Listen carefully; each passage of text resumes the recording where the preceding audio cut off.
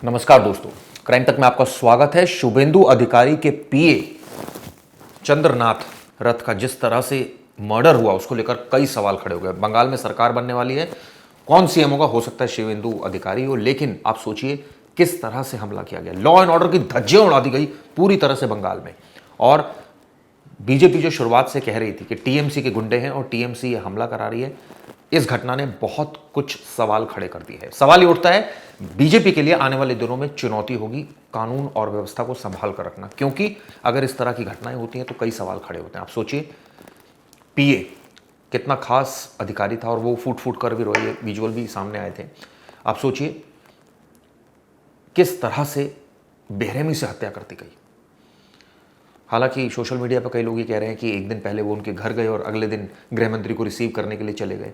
यानी इतनी जल्दी कैसे उनका मूड स्विंग हो गया। देखिए, ये इंसान है और इंसान ऑब्वियसली बहुत सारी चीज़ें एक साथ झेलता है, दुख भी झेलता है, सुख भी झेलता है। जहाँ एक तरफ सत्ता का सुख आने वाला है बीजेपी के लिए, वहीं दूसरी तरफ ये एक बहुत बड़ा गम है। आप सोचिए, हमलावर की पहचान कर ली गई है, इस तरह की जानकारी निकल रही है। कुछ संदिग्धों को हिरासत में लिया है, सीसीटीवी खंगाला जा रहा है। इसके अलावा फॉरेंसिक एविडेंस लिफ्ट किए गए हैं। बहुत सारे जो क्रिमिनल्स हैं, हिस्ट्री शीटर्स, उनसे उनका मिलान किया जा रहा है। इसके अलावा आप सोचिए जिस तरह से हत्याकांड को अंजाम दिया गया। एक गाड़ी ने पहले एक गाड़ी ने घेर लिया और उसके बाद बाइक पर सवार एक बदमाश ने ताबड़तोड़ गोलियां चला दी। 10 राउंड गोलियां चली, आप सोचिए। और ठीक जब बीजेपी की सरकार बनने वाली है, वहां पर किस तरह से हिंसा चरम पर है और अपने आप में कई सवाल खड़े करती है। हालांकि पॉलिटिकल बयानबाजी चलती रहेगी। टीएमसी कहती है कि बीजेपी कहती है टीएमसी हिंसा करवाती है, बंगाल में लोग डरे हुए हैं। अब देखिए, लोग आ गए बाहर वोट करने के लिए, बंगाल में वामपंथियों से मुक्ति मिल गई, इस तरह की तमाम बातें बोलती है। लेकिन वहीं दूसरी तरफ टीएमसी कन्नी काटती है, कहती है हमारा कोई रोल नहीं। खैर, ये कौन लोग थे, इसकी तहकीकात होनी चाहिए, ईमानदारी से जांच होनी चाहिए, और जो लोग हैं उनको सख्त से सख्त सजा मिलनी चाहिए। किस तरह से लॉ एंड ऑर्डर की धज्जियां उड़ाई जा रही है, वहाँ की पुलिस को भी शर्म आनी चाहिए कि उनके पास कोई इंटेलिजेंस नहीं है और इस तरह से बदमाश गुंडे आ रहे हैं और सरेआम सड़कों पर गोलियां चला रहे हैं। और सोचिए अब कितने इंपॉर्टेंट आदमी को मार दिया। खैर, इस मामले में आगे जो भी इन्वेस्टिगेशन रहेगी उसके बारे में बताऊंगा। जाते जाते लोगों का क्या कहना है बीजेपी के। ये जो घटना हो रही है इसको थमना चाहिए। भारतीय जनता पार्टी सत्ता में आई, लेकिन अभी सत्ता अपने हाथ में आया नहीं है। कानून व्यवस्था या तो ममता बनर्जी के हाथ में, या तो चुनाव कमीशन के हाथ में, और पुलिस को इतना निकम्मा बना दिया था। पुलिस सब जानते हुए भी चुप करके बैठ जाता है। मैं कह रहा हूँ पुलिस को और कार्रवाई करनी चाहिए। बहुत सारा एंटी सोशल जो राजनीति में बहुत दिन से सक्रिय थे उनको रोकना चाहिए। हम लोगों ने केस का इन्वेस्टिगेशन स्टार्ट किया हुआ है।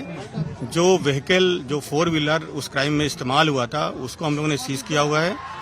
लेकिन जो पता चल रहा है इन्वेस्टिगेशन में, गाड़ी का नंबर टेम्पर्ड किया हुआ है और हम लोगों ने वहां पर फायर्ड कार्ट्रिजेस और लाइव राउंड जो इस्तेमाल करे गए थे उनको वहां से सीज किया है।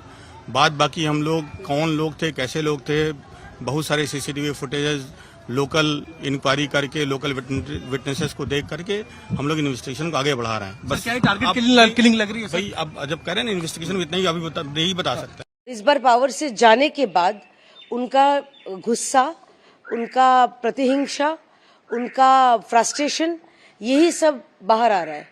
और सबसे दुख की बात यह है कि उन्होंने जिनको टारगेट किया एकदम नॉन पॉलिटिकल, क्योंकि चंद्रो का यही उसका दोष था कि भवानीपुर के चुनाव में बहुत वो काम किया था शुभेंदु दा के लिए, और भवानीपुर से ममता बनर्जी हारी। इसी गुस्से में क्या ऐसा हुआ है? सूत्रों से हम लोग पता चलता है कि बहुत ठंडे दिमाग से ये प्लान किया हुआ मर्डर है। चंद्रो बहुत ही मिस्टर डिपेंडेबल था। वो विधानसभा में एलओपी के ऑफिस सारा काम वो देखते थे, और हमारे विधायक का भी बहुत अच्छे भाई थे। भवानीपुर में हमारे सीएम ममता बनर्जी जो पराजित हुए हैं, उन्हीं का आफ्टर इफेक्ट शायद हो रही है। अब कौन कर रहे हैं? बोले बांग्लादेश निकल गया है, जो लोग उधर से आया था। अब कौन आया था, ये सीसीटीवी कैमरा है, देखना है। ऐसा ये पॉलिटिकल लोग जिसका बीजेपी के साथ कोई लेना देना नहीं, उसको क्यों मारे? আমিও একজন মা, আমি চাইবো না তাদের ফাঁসি হোক, কিন্তু যাবজ্জীবন কারাদণ্ড চাইছি। আর চাইছি যে আমরা ভারতীয় জনতা পার্টি করি বলে আমরা আজকে ক্ষমতায় আসার জন্য আমাদের সভাপতি বিরোধী দলনেতা যখন বলছেন সুশৃঙ্খলভাবে থাকতে, তখন শাসক দলের যারা গরম গরম বক্তব্য দিয়েছিল যে 4 তারিখের পরে দিল্লির কোনো ভাব রক্ষা করতে পারবে না, সেটাই তারা দেখিয়ে দিল। আমি আজকে নতুন সরকার যে গঠন করবে তার কাছে জানাবো যে আমার ছেলের এই মৃত্যুর যেন শাস্তিটুকু হয়। আমার ছেলে যদি অ্যাক্সিডেন্টে কোনো অঘটন ঘটতো, আমার মনে হয় এত কষ্ট হতো না। তাকে যেভাবে কষ্ট দিয়ে এতটাইরা মারলো, এটা পুরো তৃণমূলেরই সাজানো গল্প। कल ठीक क्या हुआ था और कितने बजे हुआ? कल 10 के करीब हुआ। बारिश हो रहा था, बारिश थमने के तुरंत बाद ही अचानक 2 गोली का आवाज मिला। उसी समय हमारे पास से 2 आदमी गुजरा तो वो लोग बता रहे थे जो गोली मार दिया गया, गोली मार दिया गया। तो हमने बोला किसको? बोला वो देखो गाड़ी पड़ा है। हम दौड़ के गए, जाके देखा 2 आदमी, एक आदमी रो रहा था, 2 आदमी पड़ा है, उनका गली लगी है। तो हमने बोला किसने मारा? वो बोलने के हालत में नहीं थे, रो रहे थे। तो हमने बोला गाड़ी का शीशा नामा शीशा उतारने के बाद देखा 2 आदमी पड़ा है, उनका सीने से खून निकल रहा है। तो वो तभी जिंदा थे। तो हमने बोला चंद्रो तब भी जिंदा थे? हाँ जिंदा थे, तभी दोनों ही जिंदा थे।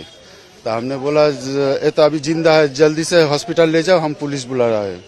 तो गाड़ी घुमा के हॉस्पिटल ले चले गए और हमने पुलिस को बुलाया।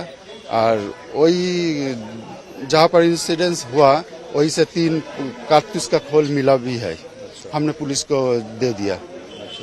उसके बाद सब पुलिस आया, इन्वेस्टिगेशन चल रहा है। चंद्रो के साथ उनके ड्राइवर ही थे गाड़ी में से?